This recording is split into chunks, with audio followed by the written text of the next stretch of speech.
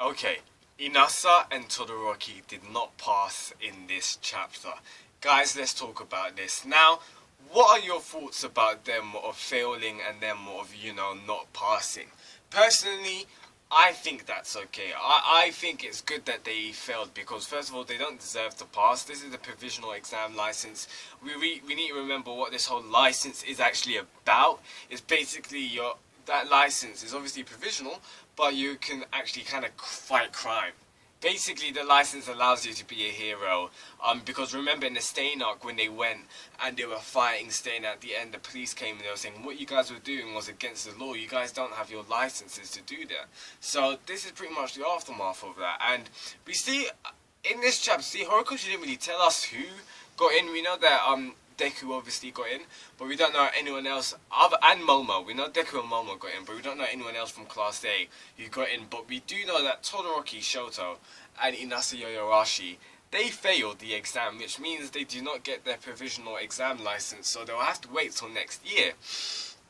The actions which they did in last chapter and the chapter before that, that just validates why it's justified that they failed the exam. Now, this is very interesting what's happening right now, not just in Boku no Hero, but on genre of shonen. Because if you think about it, stuff like this doesn't always happen in a stereotypical shonen manga, in a stereotypical shonen weekly shonen jump kind of manga. One of the main characters, they always pass. Like, when there's always trials in that shonen, they always pass, but we're seeing Todoroki, who is one of the main characters of the series. He failed.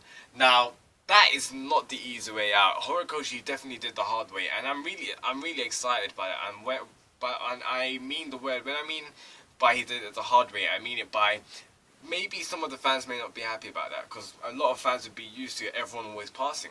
But it's also refreshing that Todoroki didn't pass. So now, I've been talking about this for a couple of reviews as well, that we're going to be going into like some Todoroki character development, and I'm really interested to be going into that. The fact that Todoroki failed means he's going to get left behind Deku and all these other people. Now, not left behind in, well, yes, to a degree, to an extent, Todoroki is left behind by his other students who have passed, because Todoroki, he doesn't have the license, so he can't be going out and doing whatever. Now, this is what and a lot of us, this is what we're wondering, for a lot of the fans of Boku no Hero. What's next? Because this is obviously the exam license, this arc was the exam to get a provisional exam license. Yeah, so after they've gotten it, what turn is this series taking? Are we still going to be going back to the school, learning new stuff, having more training things? Because basically Boku no Hero is kind of like a training kind of thing. Or are we going to get, like an appearance on the Villain Alliance? Or are they actually going to, since they've got the provisional, are they going to go out themselves and, do crime fighting? Who knows, guys? Someone thought comment below about that. What you think is going to be happening in the next couple of arcs, or for the future of Boku no Hero now that they've got their provisional exam license. Now, what do you think is going to be happening for Todoroki and Inasa? That means they'll have to take the exam next year.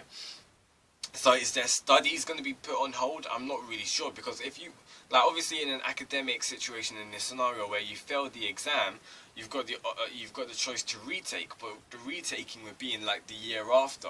So whilst you'll be going through that year, you'll be still learning. Most times you'll be learning new content, but you'll need to be revising the old content for that retaking of the exam. So is that what's going to happen with Todoroki and Inasa?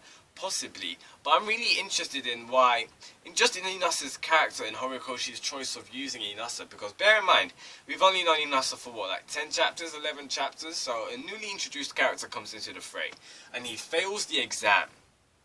Now, if the fact that he's a new character and he's from another school, he's not from UA, he's not from Class 1A, this is really interesting because it makes it even more easier for us to forget him, or it makes it more easier for him not to be in the main focus of the storyline, because he's not from UA. He's not even friends with Todoroki or Deku. But the fact that Horikoshi even made Inasa fail, meaning that kind of means that Shiketsu, they're going to be playing an important role alongside UA, or possibly Inasa's character. Alongside, Todoroki and all those kind of things. But yeah, this chapter was awesome. I really did like it. The dynamic was amazing because this is where a lot of people are going to be debating, because a lot of people may have wanted them to fail and a lot of people may have wanted them to pass. But other than what we found out in this chapter, we saw a little bit of showcasing. Suyu's basically managed to upgrade her quirk. She found a new move, and I do know that some frogs can camouflage. So I really do like what Horikoshi does with people who have animal quirks, or people who have like animal kind of related quirks, because it seems like they just have all the abilities which is attributed to that animal. And I do find that interesting, and we see that with Walker in this chapter as well. Like, he's pouring water over himself because he's not well with heat, but it's really refreshing. Obviously he's the top number 10 hero. He's the top 10. He's number 10 hero, so obviously that attack wasn't going to take him down, and he's wearing restrictions. Now remember the last time we saw heroes wearing restrictions, All Might and Eraserhead, all those guys around in what, like chapter 60 during that training arc. Those restrictions took a lot of their power. I can't remember the percentage, but it took a massive amount of their power. So we gotta understand that Walker is unbelievably handicapped right now, and the fact that he was still showing feats in these chapters, it shows you that he's unbelievably powerful. Pardon me. Now, near to the end of this chapter, we do obviously see Bakugo and everyone else, and I kind of find it funny the fact that we didn't see Bakugo fight with the villains. You would have assumed them to do it, and I've really noticed that like Bakugo, his character, it's not been in the forefront of this for the past couple of arcs. I think I mentioned this in one of the other reviews, but I really noticed that. And then another arc that just came and it's gone now, because obviously this exam license arc's finished. We didn't get a lot of focus on Bakugo. Now we did obviously against Shishikuro, but it wasn't extremely like delved into him. It was more it was more Kaminari. But yeah, maybe in the next arc we'll probably get a bit more about Bakugo, because Bakugo and Todoroki, they're two important characters in this series. They really are, because they're kind of like Deku's rivals, you could see it as. Like, we got a lot of character development with Todoroki at the start, with his father and all that kind of thing, and I do feel like that's going to get delved in, because the fact that he failed, what's Endeavor going to say to this? And we need to know more about Endeavor's feelings to the fact that he's now the number 1 hero. So a lot of stuff, I feel like Horikoshi's probably going to dive into that in the next arc. Now with all the other heroes, I'm going to assume that everyone else in Class 1A passed except for Todoroki. I'm going to assume that we saw Ejiro in this chapter, Tokiyami and all those guys. So yeah, this chapter was pretty cool. I can't wait till next chapter. I really have no clue what's going to be happening in this next arc. If I had to just guess, we may be going back to another training kind of school setting scenario, because Boku no Hero is basically a training. It's like a coming of age kind of story. So Shinigami-san, please have your thoughts in the comment below. If you liked anything that I'd say, please drop a like, that'd be greatly appreciated.